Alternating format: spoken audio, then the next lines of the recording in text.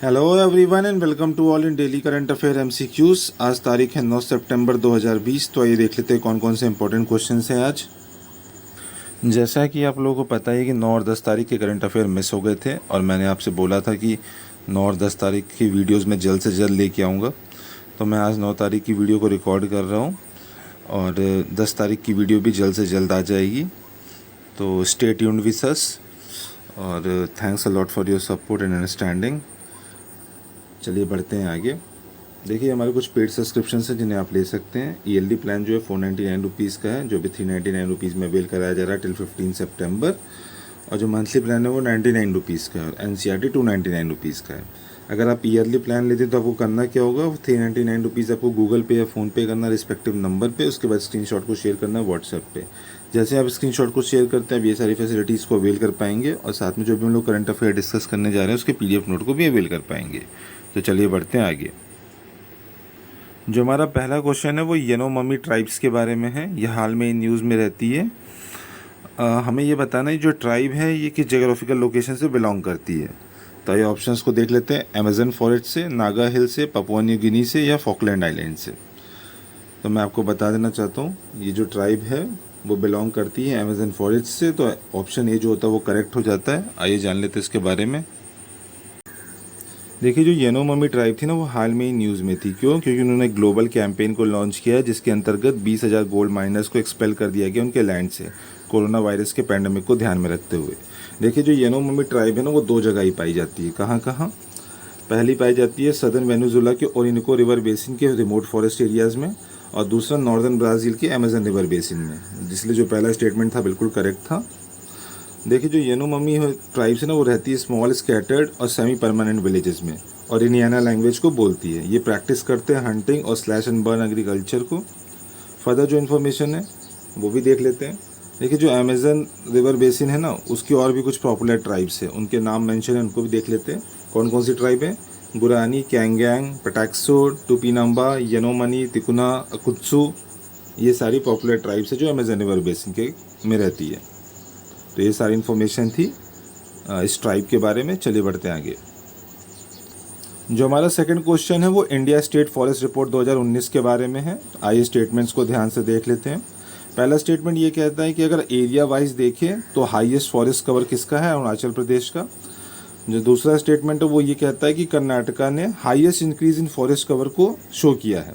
तो बताइए कौन कौन सा स्टेटमेंट करेक्ट है। तो मैं आपको बता देना चाहता हूँ पहला स्टेटमेंट जो है वो इनकरेक्ट है लेकिन दूसरा बिल्कुल करेक्ट है। तो ऑप्शन बी करेक्ट हो जाता है। आइए जान लेते हैं इसके बारे में। देखिए हाल में ही न्यूज़ में था। क्यों? Ministry of for environment, forest और क्लाइमेट चेंज ने इंडियन स्टेट फॉरेस्ट रिपोर्ट को रिलीज़ कर दिया है, इसीलिए ये न्यूज़ में था। देखिए जो रिपोर्ट है ना वो बाइनियल रिपोर्ट है, मतलब साल में 2 बार पब्लिश की जाती है। किसके द्वारा? फॉरेस्ट सर्वे ऑफ इंडिया के द्वारा। ये एक ऑर्गेनाइजेशन है जो कि ministry of environment, forest and climate change के अंतर्गत आता है। फॉरेस्ट कवर की बात करें एरिया वाइज तो मध्य प्रदेश सबसे टॉप लिस्ट में है, उसके बाद अरुणाचल प्रदेश, छत्तीसगढ़, उड़ीसा और महाराष्ट्र। इसलिए जो पहला स्टेटमेंट था वो इनकरेक्ट था। फर्दर इन्फॉर्मेशन को देख लेते हैं। अगर फॉरेस्ट कवर को परसेंटेज वाइज कैलकुलेट किया जाए तो मिजोरम जो है वो टॉप पे आता है 85% के साथ, उसके बाद अरुणाचल प्रदेश और फिर मेघालय। नीचे जो है वो टॉप 5 स्टेट्स की लिस्ट दी गई है जिन्होंने सबसे ज़्यादा फॉरेस्ट कवर के इंक्रीज को शो किया है। तो कौन कौन से हैं? सबसे टॉप पे कर्नाटका, इसीलिए जो दूसरा स्टेटमेंट था बिल्कुल करेक्ट था। उसके बाद आंध्र प्रदेश, केरला, JNK एंड हिमाचल प्रदेश। तो ये सारी इन्फॉर्मेशन थी इस रिपोर्ट के बारे में। चलिए बढ़ते हैं आगे। जो हमारा थर्ड क्वेश्चन है वो हाइपरसोनिक टेक्नोलॉजी डिमॉन्स्ट्रेशन व्हीकल के बारे में है। तो आइए स्टेटमेंट्स को ध्यान से देख लेते हैं। पहला स्टेटमेंट कहता है एक तरह का अनमैन रैमजेट डिमॉन्स्ट्रेशन एयरक्राफ्ट है जो कि ट्रैवल कर सकता है हाइपरसोनिक स्पीड पे। हमारा जो दूसरा स्टेटमेंट है वो कहता है कि इंडिया ही एक ऐसा कंट्री है जिसने इस टेक्नोलॉजी को डेवलप किया है। तो बताइए कौन कौन सा स्टेटमेंट करेक्ट है। तो मैं आपको बता देना चाहता हूँ दोनों के दोनों जो स्टेटमेंट हैं वो इनकरेक्ट हैं। तो ऑप्शन जो डी होता है वो करेक्ट हो जाता है। आइए जान लेते हैं इसके बारे में। देखिए DRDO ने ना सक्सेसफुली फ्लाइट टेस्ट किया है इस हाइपरसोनिक डेमोन्स्ट्रेटर व्हीकल को, इसलिए न्यूज़ में था। देखिए जो हाइपरसोनिक डेमोन्स्ट्रेटर व्हीकल है ना वो अनमैन्ड स्क्रैमजेट डेमोन्स्ट्रेशन है, ना कि रैमजेट डेमोन्स्ट्रेशन है। इसलिए जो पहला स्टेटमेंट था वो इनकरेक्ट हो जाता है। देखिए रैमजेट टेक्नोलॉजी और स्क्रैमजेट टेक्नोलॉजी दोनों में सिर्फ माइनर डिफरेंस है, बाकी जो चीज़ें बिल्कुल सेम है। डिफरेंस किस में आता है, जो कंबशन चैम्बर में फ्यूल का इग्निशन होता है ना, उसमें डिफरेंस है। अगर रैमजेट टेक्नोलॉजी की बात करें तो आपको पता है फ्यूल को बर्न करने के लिए ऑक्सीजन की ज़रूरत होती है, तो ऑक्सीजन कहाँ से, एयर कहाँ से आएगी। ये जो इसका रैमजेट टेक्नोलॉजी ना, वो एयर को ब्रीथ करती है एटमॉस्फेयर से। तो इसमें क्या होता है, जो एयर है ना वो एटमॉस्फेयर से एंटर करती है कंबशन चैम्बर में, और यहाँ पे कंबशन होता है इग्निशन के बाद। ठीक है, तो अब ये जो एयर इसके अंदर मूव करेगी कंबशन चैम्बर में, वो किस प्रेशर पे मूव करेगी, इसी पे डिफरेंस है। देखिए जो रैमजेट टेक्नोलॉजी है ना, उसमें जो एयर मूव करती है कंबशन चैम्बर में, वो सब सोनिक स्पीड पे करती है। और स्क्रैमजेट टेक्नोलॉजी में क्या होता है कि जो एयर जो मूव करती है कंबशन चैम्बर में, वो मूव करती है सुपरसोनिक या हाइपरसोनिक स्पीड पे कंबशन चैम्बर में। यही दोनों में डिफरेंस है बस। देखिए आप अगर ध्यान से देखेंगे ना, तो रैमजेट टेक्नोलॉजी से ही स्क्रैमजेट टेक्नोलॉजी का जन्म हुआ है।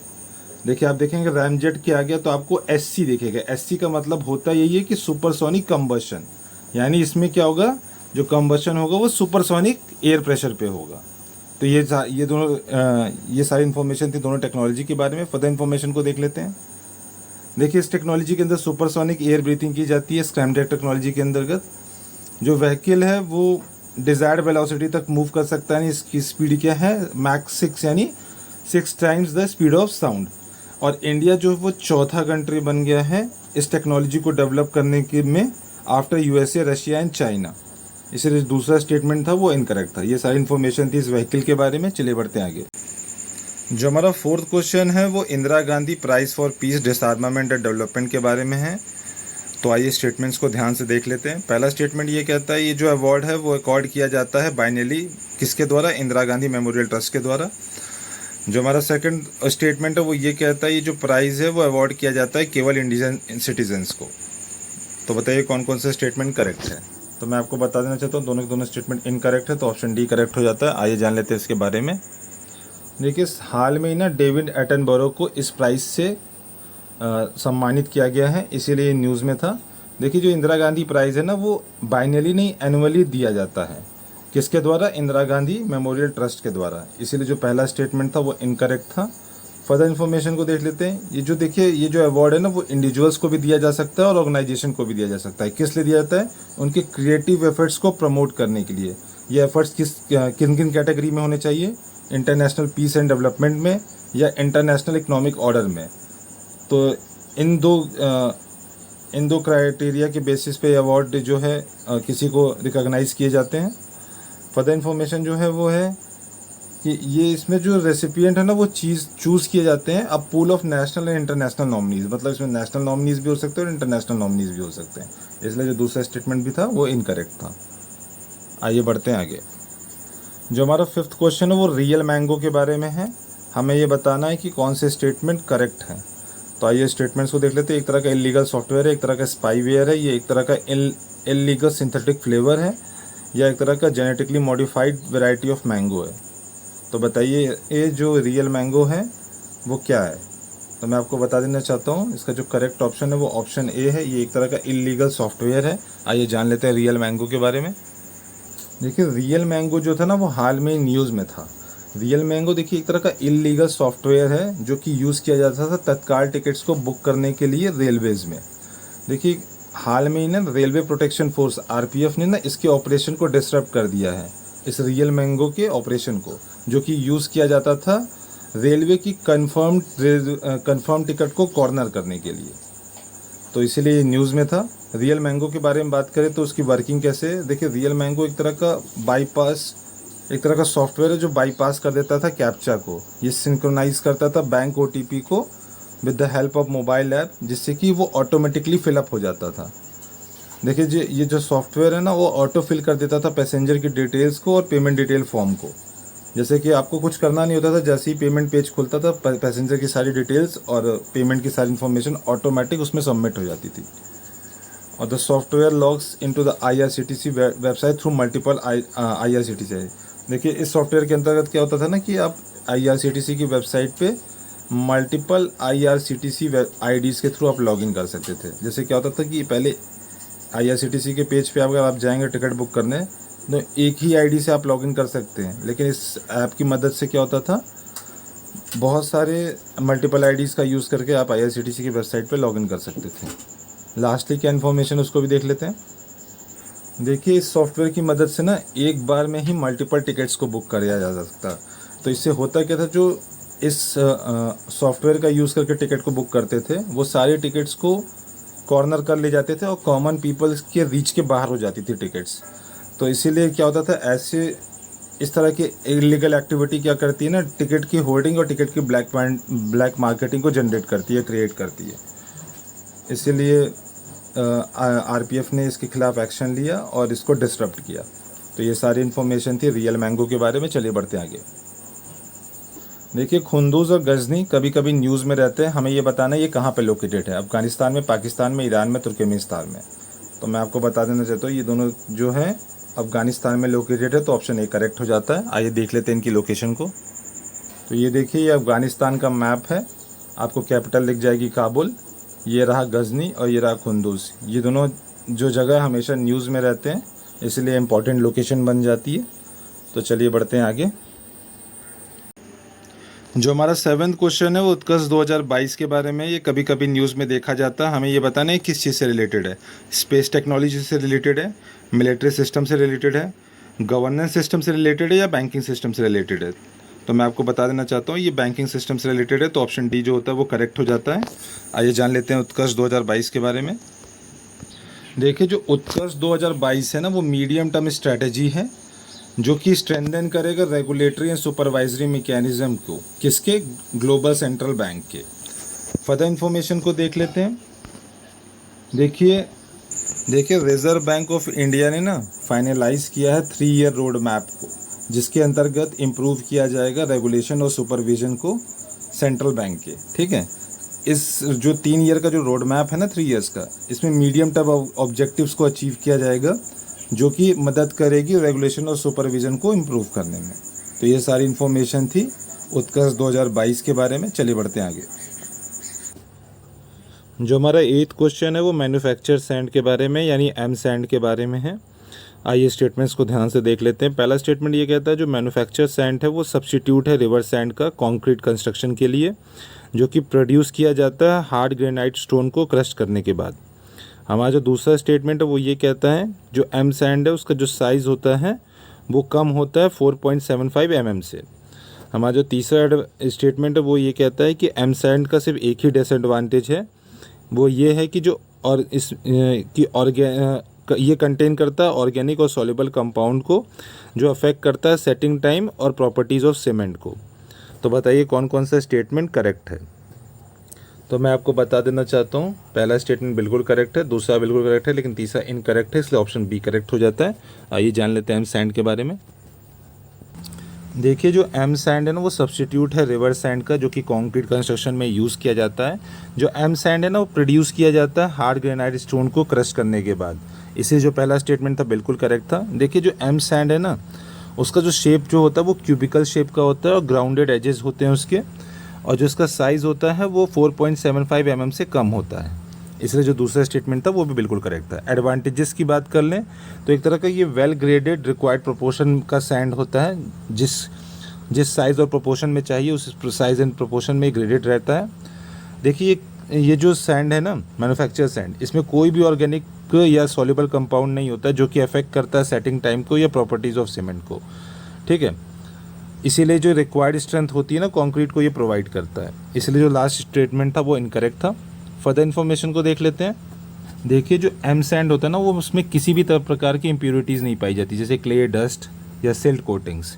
जैसे कि आप नॉर्मल सैंड में देखें जो रिवर सैंड होती है वो उसमें जो होता है वाटर की रिक्वायरमेंट ज़्यादा होती है, जिससे कि बॉन्ड बनाया जा सके सीमेंट पेस्ट और एग्रीगेट्स के बीच में। लेकिन एम सैंड में ऐसा नहीं होता है, उसमें वाटर की रिक्वायरमेंट भी ज़्यादा नहीं होती है और साथ में ही वो हाईली ड्यूरेबल भी होता है। तो इसीलिए जो एम सैंड है वो एक तरह का प्रेफरेबल मटेरियल है in comparison to river sand. तो ये सारी इन्फॉर्मेशन थी एम सैंड के बारे में। चलिए बढ़ते हैं आगे। जो हमारा 9th क्वेश्चन है वो नोटिफाइबल डिजीज़ के बारे में है। तो आइए स्टेटमेंट्स को ध्यान से देख लेते हैं। पहला स्टेटमेंट कहता है कि जो नोटिफाइबल डिजीज़ होती है वो ऐसी डिजीज़ होती है जिसको रिपोर्ट करना ज़रूरी है गवर्नमेंट अथॉरिटीज़ को। हमारा जो दूसरा स्टेटमेंट है वही कहता है कि जो नोटिफाइबल डिजीज़ है उनको नोटिफाई करना किसके हाथ में है, स्टेट गवर्नमेंट के हाथ में है। हमारा जो तीसरा स्टेटमेंट है वो ये कहता है कि अगर किसी भी नोटिफाइबल डिजीज़ को नोटिफाई नहीं कर पाए या रिपोर्ट नहीं कर पाए तो वो क्रिमिनल ऑफेंस कहलाता है और स्टेट गवर्नमेंट उसके खिलाफ कोई भी नेसेसरी एक्शंस ले सकती है। तो बताइए कौन कौन सा स्टेटमेंट करेक्ट है। तो मैं आपको बता देना चाहता हूँ तीनों के तीनों स्टेटमेंट जो है बिल्कुल करेक्ट है, तो ऑप्शन डी करेक्ट हो जाता है। आइए जान लेते हैं नोटिफाइबल डिजीज़ के बारे में। देखिए, नोटिफाइबल जो डिजीज़ होती है वो ऐसी डिजीज़ होती है जिनको ज़रूरी है कि रिपोर्ट किया जाए गवर्नमेंट अथॉरिटीज़ के द्वारा। इसलिए जो पहला स्टेटमेंट था बिल्कुल करेक्ट था। देखिए, इन डिजीज़ को नोटिफाई करने से फ़ायदा क्या होता है, ये गवर्नमेंट को मदद करती है ट्रैक करने में और फॉर्मुलेट करने को में प्लान को, जिससे कि इन डिजीज़ का एलिमिनेशन या कंट्रोल किया जा सके। देखिए, जो कोई भी नोटिफाइबल डिजीज़ को नोटिफाई करने का जो पावर होता है ना, वो लाई करता है स्टेट गवर्नमेंट के अंतर्गत। और अगर किसी भी नोटिफाइबल डिजीज़ को रिपोर्ट करने में फेलियर होता है तो उसको क्रिमिनल ऑफेंस माना जाता है और स्टेट गवर्नमेंट जो होता है वो उसके खिलाफ, डिफ़ॉल्टर के खिलाफ कोई भी नेसेसरी एक्शंस ले सकती है। तो इसलिए जो तीसरा स्टेटमेंट था वो भी करेक्ट था। देखिए, सेंटर ने समय समय के साथ कई सारे डिजीज़ेस को नोटिफाई किया है। उनका जो लिस्ट है वो नीचे मेंशन्ड है। कौन कौन सी डिजीज़ेस हैं देख लेते हैं। कॉलेरा है, डिप्थीरिया है, एंसेफ्लाइटिस है, लेप्रोसी है, मेनिंजाइटिस है, पर्टुसिस है, प्लेग है, ट्यूबरक्लोसिस है, एड्स है, हेपेटाइटिस है, मीजल्स है, yellow fever, malaria and dengue. तो ये सारी डिजीज़ को नोटिफाई किया जा चुका है सेंट्रल गवर्नमेंट के द्वारा। ये सारी इन्फॉर्मेशन थी नोटिफाइबल डिजीज़ के बारे में। चलिए बढ़ते हैं आगे। जो हमारा 10th क्वेश्चन है वो हेग कोड ऑफ कंडक्ट के बारे में है। ये कभी कभी न्यूज़ में देखा जाता है। हमें ये बताना है किस जो कोड ऑफ कंडक्ट है वो किस चीज़ से रिलेटेड है। तो आइए ऑप्शंस को देख लेते हैं। पहला ऑप्शन ये कहता है कि ये जो कोड ऑफ कंडक्ट है वो सिविल सर्वेंट्स की वर्किंग से रिलेटेड है यूनाइटेड नेशंस के लिए। हमारा जो ऑप्शन बी है वो ये कहता है कि ये बैलिस्टिक मिसाइल्स की प्रोलिफरेशन से रिलेटेड है। हमारा जो ऑप्शन सी है वो ये कहता है कि ये प्रोहिबिट करता है बायोलॉजिकल वेपन के यूसेज को मेंबर कंट्रीज़ के बीच में। और लास्ट ऑप्शन है नन ऑफ द अबव। तो बताइए किससे रिलेटेड है। तो मैं आपको बता देना चाहता हूँ ये जो कोड ऑफ कंडक्ट है वो रिलेटेड है प्रोलिफरेशन ऑफ बैलिस्टिक मिसाइल्स से। तो ऑप्शन जो बी होता है वो करेक्ट हो जाता है। आइए जान लेते हैं इसके बारे में। देखिए, जो international code of conduct against ballistic missile proliferation है ना, उसको हेग कोड ऑफ कंडक्ट के नाम से भी जाना जाता है। इसको इस्टेब्लिश किया गया था 25 नवंबर 2002 को। ये एक तरह का अरेंजमेंट है जो कि प्रिवेंट करता है बैलिस्टिक मिसाइल्स के प्रोलिफरेशन को। तो ये सारी इन्फॉर्मेशन थी हेग कोड ऑफ कंडक्ट के बारे में। चलिए बढ़ते हैं आगे। Okay, we have reached to the end. Thank you for your patience and cooperation.